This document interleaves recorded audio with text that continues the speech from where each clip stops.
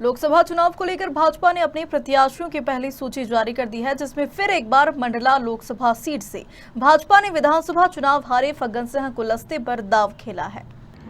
गौरतलब है कि केंद्रीय मंत्री फग्गन सिंह कुलस्ते को बीजेपी ने विधानसभा चुनाव मैदान पर उतारा था।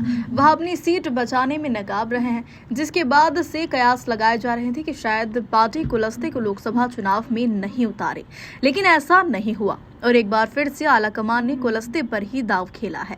आपको बता दें कि उन्होंने अपना पहला चुनाव मंडला जिले के निवास विधानसभा सीट से जीता था और उसके बाद लोकसभा चुनाव जीतने आ रहे हैं। वही टिकट मिलने के बाद पहली बार मंडला पहुंचे केंद्रीय मंत्री ने राहुल गांधी की न्याय यात्रा पर जमकर निशाना साधा है।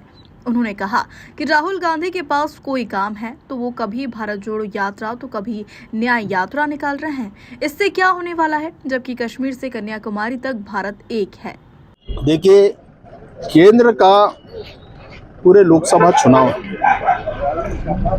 विकसित भारत का संकल्प हमारे लिए सबसे महत्वपूर्ण है और इस विकसित भारत के संकल्प को लेकर के मोदी जी की गारंटी, ये हमारा इस चुनाव का उद्देश्य होगा। और जिनको इस देश के विकास में, देश के 140 करोड़ लोगों के बारे में, किसानों के बारे में, गरीबों के बारे में, युवाओं के बारे में, महिलाओं के बारे में अगर कोई और भी महत्वपूर्ण ऐसे कोई सुझाव हैं तो वो हम उसमें शामिल करेंगे। परंतु हमारा उद्देश्य आज पूरे भारत के कल्याण के बारे में, भारत के लोगों के बारे में ये चुनाव का मेन जो फोकस होगा, विकसित भारत का संकल्प। ये 2047 भारत कैसा होना चाहिए, आज हम 5वें नंबर पर हैं आर्थिक दृष्टि से।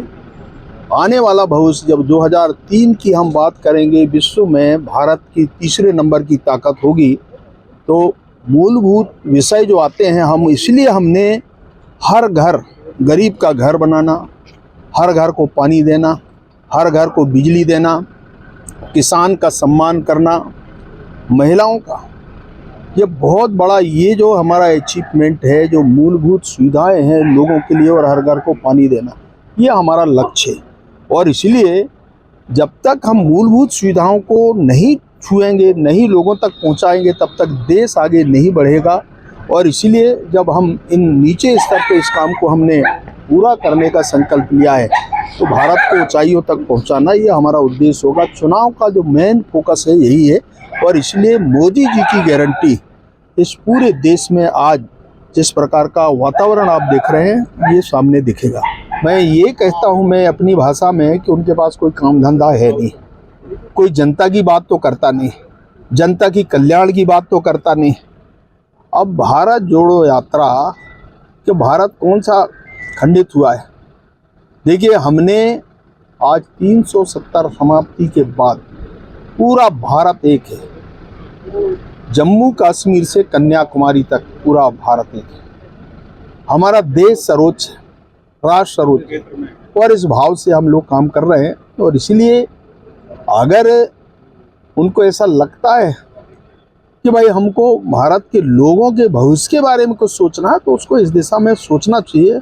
हम तो कहते हैं कि उनका क्या दृष्टिकोण है मुझे पता नहीं, परंतु मैं इतना मानता हूं कि वास्तव में जनता के लिए जो आज नरेंद्र मोदी जी काम किए हैं वो कभी कांग्रेस के नेताओं ने इस दिशा में सोचा नहीं और ये पूरे भारत के लोग दिख रहे हैं। Thank you.